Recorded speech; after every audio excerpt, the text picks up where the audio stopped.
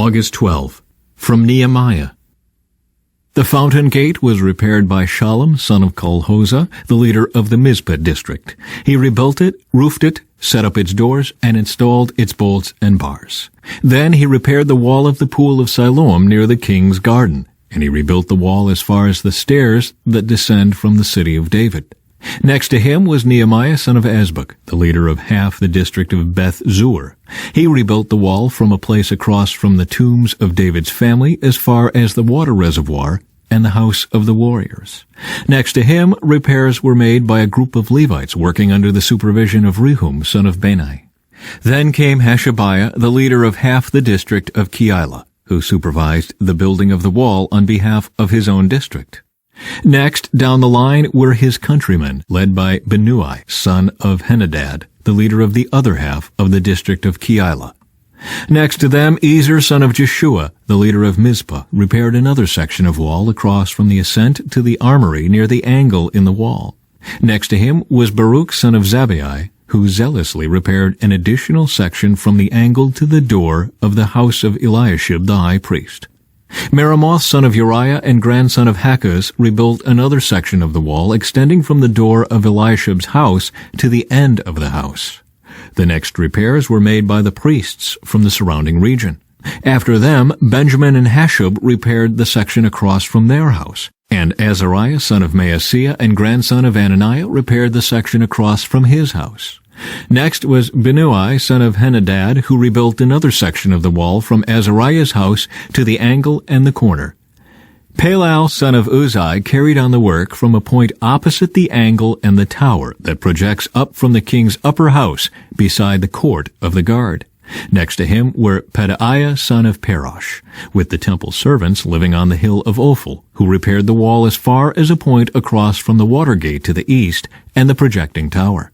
Then came the people of Tekoa, who repaired another section across from the great projecting tower and over to the wall of Ophel. Above the horse gate, the priests repaired the wall. Each one repaired the section immediately across from his own house. Next, Zadok, son of Immer, also rebuilt the wall across from his own house, and beyond him was Shemaiah, son of Shechaniah, the gatekeeper of the east gate. Next, Hananiah, son of Shelemiah, and Hanan, the sixth son of Zalaph, repaired another section, while Meshullam, son of Berechiah, rebuilt the wall across from where he lived. Malchijah, one of the goldsmiths, repaired the wall as far as the housing for the temple servants and merchants, across from the inspection gate. Then he continued as far as the upper room at the corner. The other goldsmiths and merchants repaired the wall from that corner to the sheep gate. Sanballat was very angry when he learned that we were rebuilding the wall. He flew into a rage and mocked the Jews, saying in front of his friends and the Samaritan army officers, "What does this bunch of poor, feeble Jews think they're doing? Do they think they can build the wall in a single day by just offering a few sacrifices? Do they actually think they can make something of stones from a rubbish heap, and charred ones at that?" Tobiah the Ammonite, who was standing beside him, remarked, "That stone wall would collapse if even a fox walked along the top of it." Then I prayed, "Hear us, our God, for we are being mocked. May their scoffing fall back on their own heads, and may they themselves become captives in a foreign land. Do not ignore their guilt. Do not blot out their sins, for they have provoked you to anger here in front of the builders."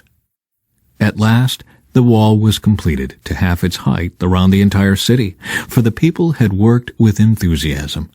But when Sanballat and Tobiah and the Arabs, Ammonites, and Ashdodites heard that the work was going ahead and that the gaps in the wall of Jerusalem were being repaired, they were furious. They all made plans to come and fight against Jerusalem and throw us into confusion. But we prayed to our God and guarded the city day and night to protect ourselves. Then the people of Judah began to complain. "The workers are getting tired, and there is so much rubble to be moved. We will never be able to build the wall by ourselves." Meanwhile, our enemies were saying, "Before they know what's happening, we will swoop down on them and kill them and end their work." The Jews who lived near the enemy came and told us again and again, "They will come from all directions and attack us." So I placed armed guards behind the lowest parts of the wall in the exposed areas.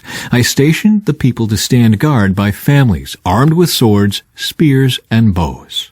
Then, as I looked over the situation, I called together the nobles and the rest of the people and said to them, "Don't be afraid of the enemy. Remember the Lord who is great and glorious, and fight for your brothers, your sons, your daughters, your wives, and your homes." When our enemies heard that we knew of their plans and that God had frustrated them, we all returned to our work on the wall. But from then on, only half my men worked while the other half stood guard with spears, shields, bows, and coats of mail. The leaders stationed themselves behind the people of Judah, who were building the wall. The laborers carried on their work with one hand supporting their load and one hand holding a weapon. All the builders had a sword belted to their side. The trumpeter stayed with me to sound the alarm.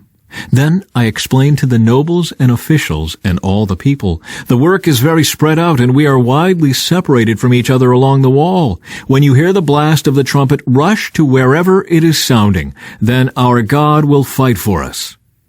We worked early and late, from sunrise to sunset, and half the men were always on guard. I also told everyone living outside the walls to stay in Jerusalem. That way they and their servants could help with guard duty at night and work during the day. During this time, none of us, not I, nor my relatives, nor my servants, nor the guards who were with me, ever took off our clothes. We carried our weapons with us at all times, even when we went for water. About this time, some of the men and their wives raised a cry of protest against their fellow Jews. They were saying, "We have such large families, we need more food to survive." Others said, "We have mortgaged our fields, vineyards, and homes to get food during the famine." And others said, "We have had to borrow money on our fields and vineyards to pay our taxes. We belong to the same family as those who are wealthy, and our children are just like theirs. Yet we must sell our children into slavery just to get enough money to live. We have already sold some of our daughters, and we are helpless to do anything about it, for our fields and vineyards are already mortgaged to others." When I heard their complaints, I was very angry. After thinking it over, I spoke out against these nobles and officials. I told them, "You are hurting your own relatives by charging interest when they borrow money." Then I called a public meeting to deal with the problem. At the meeting, I said to them, "We are doing all we can to redeem our Jewish relatives who have had to sell themselves to pagan foreigners, but you are selling them back into slavery again. How often must we redeem them?" And they had nothing to say in their defense. Then I pressed further. "What you are doing is not right. Should you not walk in the fear of our God in order to avoid being mocked by enemy nations? I myself, as well as my brothers and my workers, have been lending the people money and grain. But now let us stop this business of charging interest. You must restore their fields, vineyards, olive groves, and homes to them this very day, and repay the interest you charged when you lent them money, grain, new wine, and olive oil." They replied, "We will give back everything and demand nothing more from the people. We will do as you say." Then I called the priests and made the nobles and officials swear to do what they had promised. I shook out the folds of my robe and said, "If you fail to keep your promise, may God shake you like this from your homes and from your property." The whole assembly responded, "Amen," and they praised the Lord, and the people did as they had promised. From 1 Corinthians. Now regarding your question about the young women who are not yet married, I do not have a command from the Lord for them, but the Lord in His mercy has given me wisdom that can be trusted, and I will share it with you. Because of the present crisis, I think it is best to remain as you are. If you have a wife, do not seek to end the marriage. If you do not have a wife, do not seek to get married. But if you do get married, it is not a sin. And if a young woman gets married, it is not a sin. However, those who get married at this time will have troubles, and I am trying to spare you those problems. But let me say this, dear brothers and sisters, the time that remains is very short. So from now on, those with wives should not focus only on their marriage. Those who weep or who rejoice or who buy things should not be absorbed by their weeping or their joy or their possessions. Those who use the things of the world should not become attached to them. For this world as we know it will soon pass away. I want you to be free from the concerns of this life. An unmarried man can spend his time doing the Lord's work and thinking how to please Him. But a married man has to think about his earthly responsibilities and how to please his wife. His interests are divided. In the same way, a woman who is no longer married or has never been married can be devoted to the Lord and holy in body and in spirit. But a married woman has to think about her earthly responsibilities and how to please her husband. I am saying this for your benefit, not to place restrictions on you. I want you to do whatever will help you serve the Lord best, with as few distractions as possible. But if a man thinks that he's treating his fiancée improperly and will inevitably give in to his passion, let him marry her as he wishes. It is not a sin. But if he has decided firmly not to marry, and there is no urgency and he can control his passion, he does well not to marry. So the person who marries his fiancée does well, and the person who doesn't marry does even better. A wife is bound to her husband as long as he lives. If her husband dies, she is free to marry anyone she wishes, but only if he loves the Lord. But in my opinion, it would be better for her to stay single, and I think I am giving you counsel from God's Spirit when I say this. Psalm 32. Oh, what joy for those whose disobedience is forgiven, whose sin is put out of sight. Yes, what joy for those whose record the Lord has cleared of guilt, whose lives are lived in complete honesty. When I refused to confess my sin, my body wasted away, and I groaned all day long. Day and night your hand of discipline was heavy on me. My strength evaporated like water in the summer heat. Finally, I confessed all my sins to you and stopped trying to hide my guilt. I said to myself, I will confess my rebellion to the Lord, and you forgave me. All my guilt is gone. Therefore, let all the godly pray to you while there is still time, that they may not drown in the floodwaters of judgment. For you are my hiding place. You protect me from trouble. You surround me with songs of victory. The Lord says, I will guide you along the best pathway for your life. I will advise you and watch over you.